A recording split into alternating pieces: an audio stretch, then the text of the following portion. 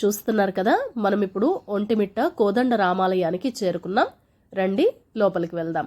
అంతకంటే ముందు మనం ఆలయం గురించి తెలుసుకుందాం. ఈ ఆలయం ఆంధ్ర భద్రాచలంగా పేరుగాంచింది. ఈ ఆలయంలోని ప్రధాన విగ్రహం ఒకే శిలలో రాముడు, సీత, లక్ష్మణుడి విగ్రహాలు చెక్కబడ్డాయి. దేవాలయంలోని మూల విగ్రహాల్లో రాముడి విగ్రహం పక్కన హనుమంతుడి విగ్రహం లేని రామాలయం భారతదేశంలో ఇదొక్కటే ఉందండి. శ్రీరాముడు హనుమంతుల కలయికకు ముందే ఒంటిమిట్టలో సీతారామ లక్ష్మణుల ఏకశిలా విగ్రహం స్థాపించినట్లు కథనం. ఈ కోదండ రామాలయానికి 3 గోపుర ద్వారాలున్నాయి. విశాలమైన ఆవరణం ఉంది. ఆలయం ముఖ ద్వారం ఎత్తు సుమారు 160 అడుగులు. 32 శిలా స్తంభాలతో రంగమంటపం నిర్మించబడింది. గోపురాలు చోళ పద్ధతిలో నిర్మించబడ్డాయన్నమాట. రంగమండపం విజయనగర శిల్పాలను పోలి ఉంది. ఈ ఆలయ స్తంభాలపై రామాయణ భాగవత కథలను మనం చూడవచ్చు. ఈ ఆలయంలో ఎక్కడ చూసినా ఇలా కోతులు మనకు దర్శనమిస్తాయన్నమాట. ఇక హనుమత్ స్వరూపంగా మనమైతే కొలుస్తూ ఉంటాం కదా. చాలా చిత్రమైన విషయం కూడా జరిగింది ఆలయం లోపల. ఇదిగోండి, ఇక్కడ మనకి ఇలా నాగరాళ్ళు దర్శనమిస్తాయి. ఇక ఆలయం లోపలికి వెళ్తున్నాం. ఆలయం లోపలికి వెళ్ళేటప్పుడు ఇదిగోండి ఇలాగ మనకు ధ్వజస్తంభం దర్శనమిస్తుంది. ఆలయం లోపల మనకి ఇలా స్తంభాలు కనిపిస్తాయి. చాలా చక్కటి అనుభూతి కలుగుతుంది. వాటి మీద భాగవతం, రామాయణానికి సంబంధించిన శిల్పాలు చెక్కబడి ఉంటాయన్నమాట. ఇక్కడ ఒక చిత్రమైన విషయం జరిగిందన్నాను కదా. ఇదిగోండి ఆ కోతి చూస్తున్నారు కదా, అది నా బ్యాగ్లో ఉన్న వాటర్ బాటిల్ని తీసుకొని తాగిందనమాట. అసలు అది వచ్చి తీసుకుంటున్న విషయం తెలియదు.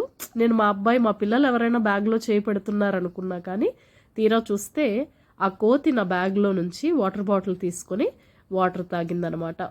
ఈ ఆలయం లోపల, ఆ మండపం లోపల ఎంత చక్కగా ఉందంటే ఆ శిల్పకళా సంపద అని చెప్పాలండి. అంత చక్కగా ఉందన్నమాట. మనకు చాలా మెస్మరైజింగ్గా అనిపిస్తుంది. అక్కడ చాలా సమయం కూడా గడపాలనిపిస్తుంది. చాలా ప్రశాంతంగా ఉంటుంది. తప్పకుండా మీరు వెళితే కనుక, మీరు వెళ్ళుంటే నాకు కామెంట్ చేయండి. మీకేమనిపించింది, ఆలయం లోపల ఎలాంటి అనుభూతి మీకు కలిగిందో నాకు కామెంట్ సెక్షన్లో తెలియచేయండి. గోపుర నిర్మాణం చోళ శిల్ప సంప్రదాయంలో అద్భుతంగా ఉంటుంది. ఒక ఫ్రెంచ్ యాత్రికుడు ట్రావెర్నియాన్ 16వ శతాబ్దంలో ఈ రామాలయాన్ని దర్శించి భారతదేశంలోని పెద్ద గోపురాలలో ఈ రామాలయ గోపురం ఒకటి అని కీర్తించాడు. ఆంధ్ర మహాభాగవతాన్ని రచించిన పోతన తాను ఏకశిలాపురావాసినని కూడా చెప్పుకున్నారు. అంతేకాక తన భాగవతాన్ని ఈ కోదండరాముడికి అంకితం కూడా ఇచ్చారు. ఈ ఆలయంలో ప్రధానంగా చెప్పుకోదగిన విశేషం ఏంటంటే, ఒకే శిలలో రాముడు, సీత, లక్ష్మణుడి విగ్రహాలు చెక్కబడి ఉన్నాయని మనం ఇందాకే మాట్లాడుకున్నాం.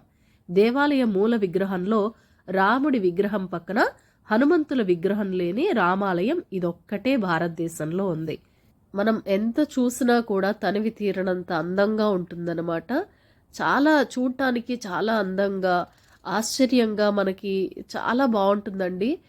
ఇదిగోండి ఇలా శిలలు, అలాగే శిలా ఫలకాలు మనకి దర్శనమిస్తాయి.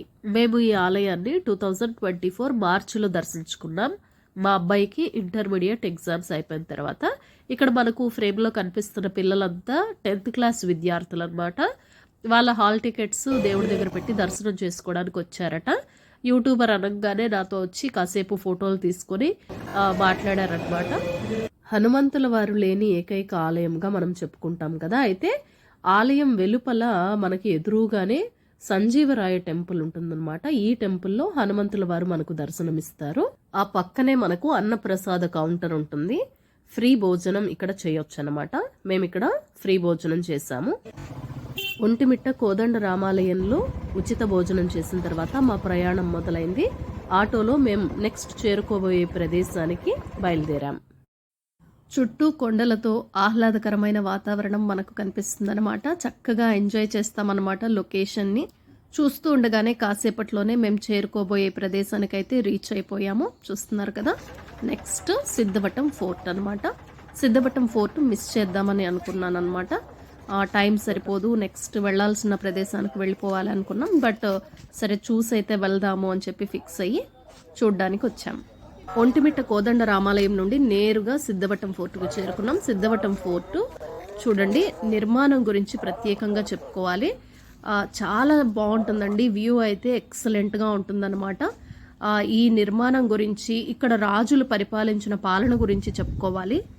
దక్షిణం వైపు పెన్నా నది ఉంటుంది. అలాగే మిగిలిన 3 వైపులా కూడా లోతైన అగడ్తలతో శత్రువులు ప్రవేశించేందుకు వీలు కాని రీతిలో ఈ కోట నిర్మించబడిందన్నమాట. లొకేషన్ మాత్రం అసలు మాటల్లో చెప్పలేము. ప్రతి ఒక్కరూ ఒకసారి అయితే ఖచ్చితంగా చూడాల్సిన ప్రదేశం అన్నమాట. మేము కరెక్ట్గా వెళ్ళే టైంకి మధ్యాహ్నం అన్నమాట. మంచి ఎండ టైంలో వెళ్ళాము. పైగా సమ్మర్ కూడా కావటంతో ఎండ చాలా తీవ్రంగా ఉన్నింది.